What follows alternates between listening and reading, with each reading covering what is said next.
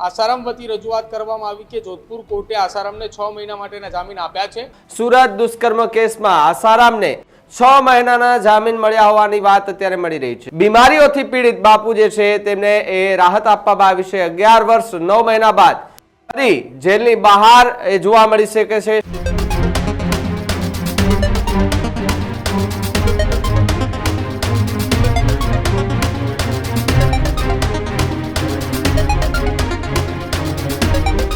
समाचारों में आगळ बात सूरतनी करे तो सूरत दुष्कर्मना आरोपी आसाराम बापूने जामीन मळ्या होवाना अत्यारे समाचार मळी रह्या छे। सौथी मोटा समाचार अत्यारे सूरतथी सामे आवी रह्या छे के ज्यां सूरत दुष्कर्म केसमां आसाराમને 6 મહિનાના જામીન મળ્યા હોવાની વાત અત્યારે મળી રહી છે। સાથે જ વાત કરવામાં આવે તો ગુજરાત હાઈકોર્ટે આસારામને 6 મહિનાના જામીન આપ્યા હોવાની વાત મળી રહી છે। સાથે જ આસારામની ઉંમર સાથે બીમારીને લઈ એમને જામીન માંગ્યા હતા, ત્યારબાદ जामीन आप्या छे।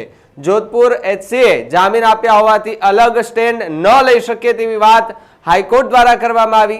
हाल व्हीलचेर पर अने साथे बीमारीओथी पीड़ित बापू जे छे तेमने ए राहत आपवामां आवी छे। 11 वर्ष 9 महीना बाद फरी जेलनी बहार ए जोवा मळी शके छे। साथे ज स्वास्थ्य कारणोसर 6 महीना हंगामी जामीन जे छे ते मंजूर करवामां आव्या छे। सूरत दुष्कर्म केसमां सौथी मोटा समाचार के ज्यां आसाराમને 6 મહિનાના જામીન મળ્યા છે। જામીન મળતાની સાથે જે હવે 6 મહિના માટે બહાર આવશે। જો કે છેલ્લા 3 મહિનાથી તેમને હોસ્પિટલની અંદર ચેકઅપ માટે લઈ આવવામાં આવતા હતા। તેમની વારંવાર તબિયત જે છે તે લથડવાના કારણે તેમને હોસ્પિટલમાં દાખલો કરવામાં આવતા હતા। તેમણે જામીન માટે અરજી પણ કરેલી હતી અને ઘણા લાંબા સમયથી જામીન અરજી કર્યા બાદ આજે એમને જામીન જે છે તે આપવામાં આવે છે। 6 મહિના માટે એમને હંગામી જામીન જે છે તે આપવામાં આવ્યા હોવાના વાત જે છે તે મળી રહી છે। પ્રદીપ મારી સાથે છે।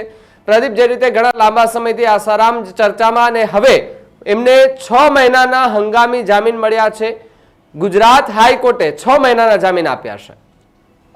બિલકુલ ભાવિક, વાત કરવામાં આવે તો આસારામના કેસની અંદર પહેલા તો એ સુરત અને જોધપુર બંને જગ્યાએ દુષ્કર્મના કેસની અંદર આજીવન જેલવાસ તેઓ ભોગવી રહ્યા છે અને તેની વચ્ચે વારંવાર એ તેમના હંગામી જામીન જે છે તે વધારવામાં આવી રહ્યા છે।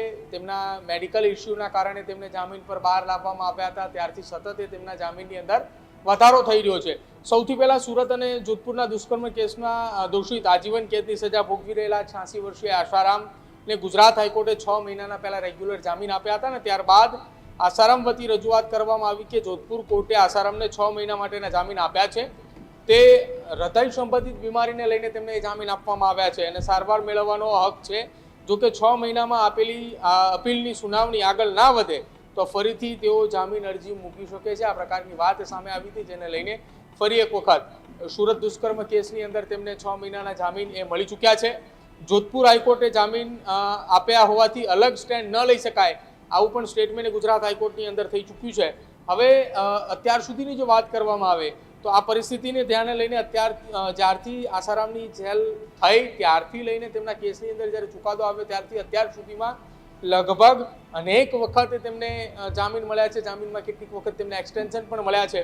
2 સપ્ટેમ્બર 2013ના રોજ આસારામની જોધપુર પોલીસે ઇન્દોરના આશ્રમમાંથી ધરપકડ કરી હતી। ત્યારથી લઈને અત્યાર સુધીના જો કેસ પ્રમાણે વાત કરવામાં આવે તો 25 એપ્રિલ 2018 પોક્સો કોર્ટે દોષી ઠેરવીને આજીવન કેદની સજા આપી હતી। 7 ઓગસ્ટ 2024માં પહેલી વાર તેઓ 7 દિવસના પેરોલ પર સારવાર માટે બહાર આવ્યા હતા। એટલે કે 2018 થી 2024 લગભગ 6 વર્ષનો સમયગાળા બાદ તેઓએ પેરોલ પર બહાર આવ્યા હતા। 2024માં નવેમ્બર માસની અંદર તેઓ બીજી વાર 30 દિવસની સારવાર માટે બહાર આવ્યા। ઉંમર એ વધુ હોવાના કારણે વારંવાર તેમને સારવારની જરૂર પડતી હોવાની પણ વાત એ કોર્ટ સમક્ષ રજૂઆત કરવામાં આવી હતી। 7 જાન્યુઆરી 2025ના રોજ તેઓ 12 વર્ષમાં પ્રથમવાર જામીન તેમને મળ્યા। એ પણ સારવારની વાતને લઈને નહીં, એ રેગ્યુલર જામીને તેમને મળ્યા હતા। 28 માર્ચ 2025માં તેમને સુરત રેપ કેસમાં હાઈકોર્ટે 30 જૂન સુધીના જામીન આપ્યા હતા। એટલે કે સુરત અને જોધપુર બંને કેસની અંદર તેમને વારાફરતીએ જામીન મળ્યા હતા।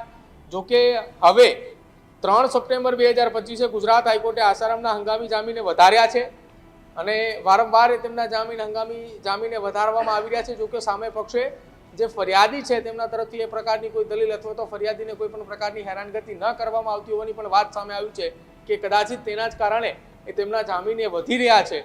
જો આવી કોઈ ઘટનાઓ સામે આવશે તો ગુજરાત હાઈકોર્ટ અને સાથે જોધપુર કોર્ટ દ્વારા ત્વરિત પગલાં લેવામાં આવશે અને તત્કાલ ધોરણે એ જામીન પણ રદ કરવામાં આવી શકે. જે ભાવિક જી પ્રદીપ, ખૂબ ખૂબ આભાર જોડાવા બદલ અને માહિતી બદલ. તો જે રીતે આસારામના એ હંગામી જામીન જે છે તે મંજૂર થઈ ગયા છે અને મંજૂર થતાની સાથે જે 11 વર્ષ 9 મહિના બાદ ફરી એકવાર એ જેલની બહાર જે છે તે જોવા મળશે. સાથે જ અનેક વખત એમની બીમારીઓને લઈને તેમને સારવાર કરાવવા માટે જેલની બહાર લઈ આવવામાં આવતા હતા. વિવિધ જગ્યાએ એમની સારવારો કરાવવામાં આવતી હતા, રિપોર્ટો કરાવવામાં આવતા હતા. એમણે વારંવાર પોતાની જેલની બહાર એટલે કે જામીન અરજી એમણે મૂકી હતી. વારંવાર એ જામીન અરજીને લઈને સુનાવણીઓ પણ કરવામાં આવતી હતી. પરંતુ અત્યારે સમાચાર કે જે ગુજરાત હાઈકોર્ટે એવું કહ્યું છે કે ભાઈ 6 મહિનાના જે હંગામી જામીન છે એમના મંજૂર કરવામાં આવ્યા છે.